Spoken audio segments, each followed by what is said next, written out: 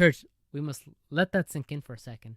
Because when it comes to the sufficiency of Scripture, we must recognize that the Bible, the gospel, everything else that God has said in His Word, it is a message delivered once and for all to the saints, to His church, to the bride of Christ.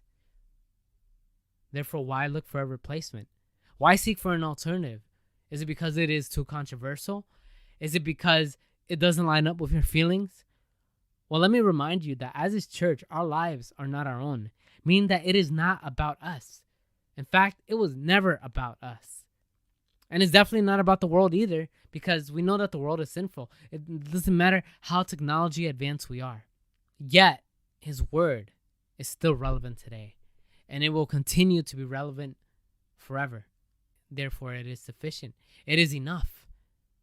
So, I encourage you today, church, to recognize the sufficiency of Scripture for our lives.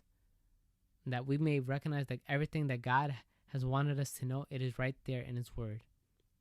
To the glory of God.